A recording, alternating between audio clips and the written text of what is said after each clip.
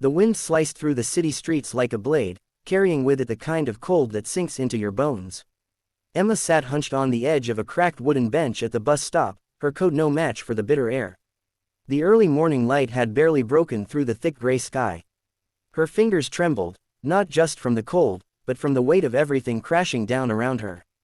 Her purse lay on her lap, nearly empty, just a few coins and a bus pass she wasn't sure she'd even use. The crumpled eviction notice peeked from its corner, a cruel reminder of what was waiting for her back at the apartment she could no longer afford. Her cheeks were red and raw from crying, eyes swollen from a night without sleep. She had been laid off 2 days ago, company downsizing, nothing personal, they said. But it felt deeply personal. No income, no backup plan, and no one to call. Her family was gone, her friends busy surviving their own struggles. She had never felt more alone. She stared blankly at the ground, watching snowflakes melt instantly on the pavement. Her breath came in short, visible puffs. Around her, the city stirred slowly to life, car engines grumbling, footsteps rushing past without a glance. No one saw her, no one cared, and maybe she didn't care anymore either. Just as she felt the tears rising again, a gentle voice broke through the silence. "You look like you could use something warm." She looked up. A man, older, rugged, worn by life, extended a steaming cup of coffee toward her with shaking hands. He smiled, eyes kind. The snow began to fall again, soft, slow, like a quiet hush settling over the city. Emma barely noticed at first, her thoughts too tangled in everything she had lost. Her fingers were numb, curled into fists in her sleeves. The world around her felt distant, like she was underwater, sinking deeper with each breath.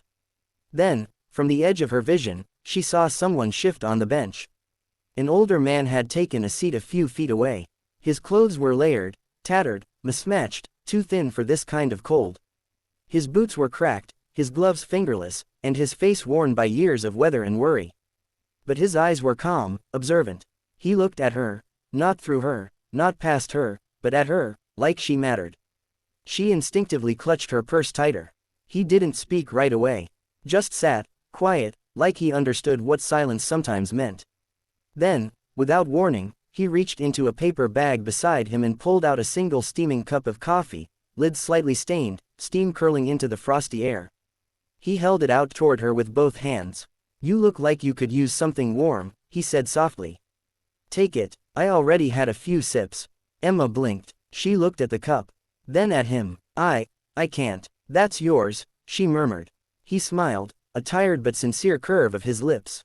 "I don't have much, but I've learned, when you've got nothing, it's easier to share everything." Her throat tightened. No one else had seen her all morning. But this man, a stranger, with nothing, was offering her the only comfort he had. The coffee cup sat between them now, its warmth slowly fading, but something else had begun to take its place, a quiet connection in the chill of the morning. Emma sipped it slowly, letting the heat touch places inside her that had gone cold long before the weather turned. She kept glancing at the man beside her, trying to understand him. "I wasn't always like this," Walter began, eyes on the snow-covered sidewalk. "Used to work construction, had a wife, a little girl. We had a dog named Max who always barked at the vacuum." He chuckled softly, then sighed. "But life can unravel faster than you think. One injury, one lost job, one too many bad decisions. You blink, and you're on the street. People stop calling. You stop calling back." Emma listened, the lump in her throat growing with every word. There was no bitterness in his voice. Just truth. Quiet, heavy truth. "But I learned something out here," he said, turning to her. "The one thing no one can take from you is the choice to give.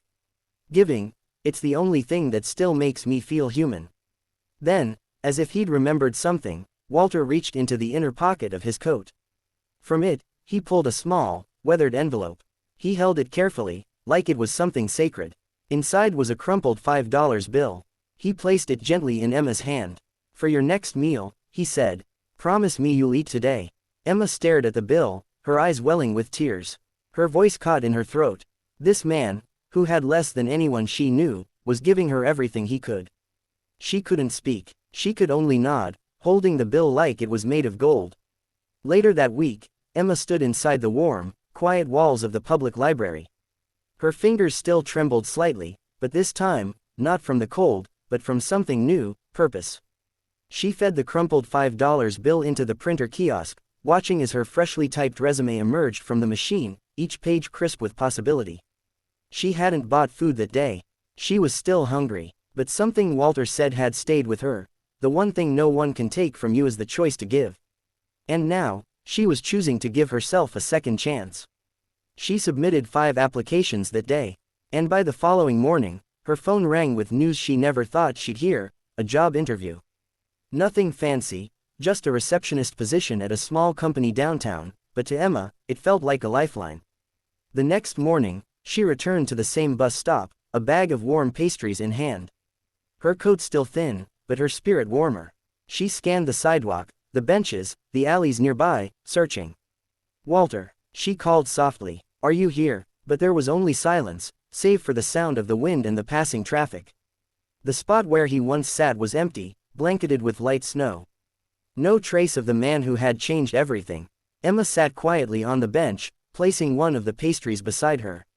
Just in case. Her eyes stung, not from despair this time, but from gratitude. Whoever he was, wherever he had gone, Walter had given her more than a cup of coffee or a $5 bill. He had given her direction. 1 year later, the same bus stop looked almost unrecognizable. The snow was gone, replaced by warm sunlight and a soft breeze rustling the leaves overhead. The cold concrete bench, once a place of despair, now felt like a quiet sanctuary. Emma sat there again, but not because she needed saving. This time, she had come to give. Beside her sat a thermos of hot coffee, a small cooler with neatly wrapped sandwiches, and a tote bag filled with warm socks and blankets. She came every weekend now, not out of obligation, but out of gratitude. A man with tired eyes and a limp sat down a few feet away. She didn't ask his story right away. Instead, she offered him a sandwich and waited. Just like Walter had done. Sometimes they talked, sometimes they didn't. Sometimes all she did was sit beside someone in silence, offering nothing more than presence. But every time, she remembered that cold winter morning, and the man who had seen her when no one else did. Walter had vanished like a breath in the wind. No one seemed to know where he had gone. But his spirit, his lesson, remained. She looked up at the sky, warm sun brushing her cheeks, and smiled. Maybe she couldn't change the world, but she could change someone's day. And that was enough. Voiceover. He had nothing, but he gave me everything: kindness, courage, and the reminder that sometimes, the poorest hearts give the richest love. And now, through simple acts of compassion, Emma carried that love forward. Not because she had to, but because, once, a man with nothing gave her everything.